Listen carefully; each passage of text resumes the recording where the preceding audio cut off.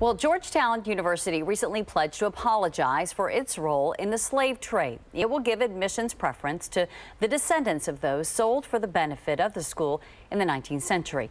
Now, this decision is spurring new debate on campuses all across the country. And in San Francisco, there is now a push to remove the names of slave owners from schools. School board president Matt Haney plans to put this before the school board coming up a little bit later on this month. And he joins us now to talk more about the issue. So, Matt, what school names would you like to change and why? Well, I think every school should have a name that they're proud of, a name that's relevant and meaningful. And I think they should be given the opportunity to know that there is a process available if they want to consider a name change. So I'm not telling anybody that they need to change their name, but I think that we need to make sure that we have names that we're proud of, that represent the heroes of our community and the diversity of our community. And so there may be some schools, including some schools that have names that are maybe not representative of who we are, have an ugly history, and you named a couple around potentially slave owners, where those schools feel like they want to take up this opportunity to put someone forward who's more representative of who they are now. So, Mr. Haney, are you saying that George Washington High School, Jefferson and Monroe, of course, the third and fifth presidents, are not people that we should be proud of? I think that's up to the school community. I think there have been a lot of concerns that I've heard from alumni, from students, from staff at these schools, and I think they should be given the opportunity, if they want to consider a name change, to have a school board that is open to that. And that's what I'm putting forward. I think it is a difficult conversation to have, but it's one that we need to have, and that's what we're asking for in San Francisco. Okay, so if you were to remove George Washington from a school, what would you like to see in place? You know, if they were to put somebody forward, I'd like to see somebody who is a hero in our community. I thought the idea of Maya Angelou was a great idea. Someone brought that up. She was somebody who has attended George Washington High School.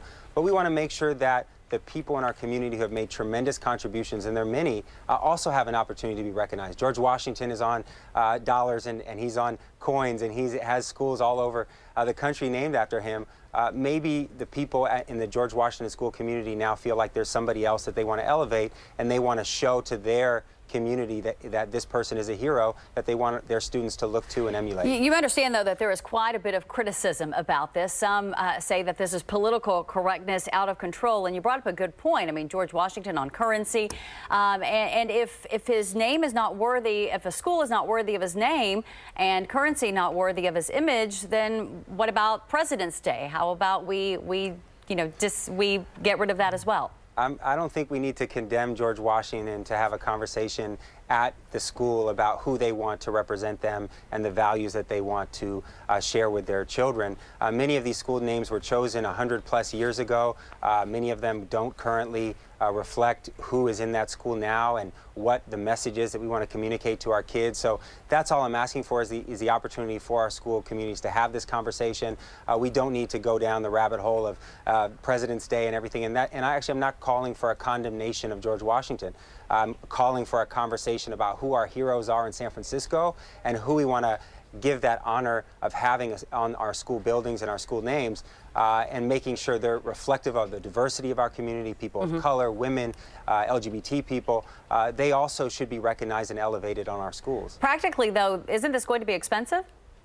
At this point, it's only going to be a change if a school community comes forward and say they want to go through this process, and if they're interested in doing this and they feel like they need to. If that's the case, then perhaps there will be some costs involved, but we'll do it over time. This isn't going to happen all over the school district all at once.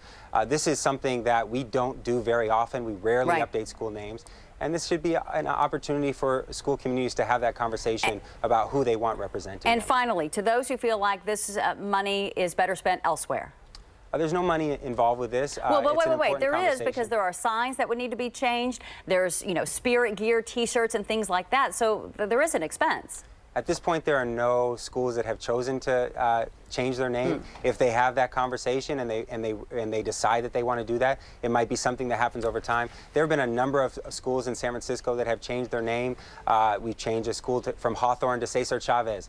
We changed a school to Rosa Parks. It's something that's happened over time to bring a representative of the community who reflects our values. And if that happens, we'll figure out how to pay for it. Right now, there's no cost involved. Okay, Matt Haney, school board president there in San Francisco, thank you so much. We'll be following your proposal. Thank you. I appreciate it.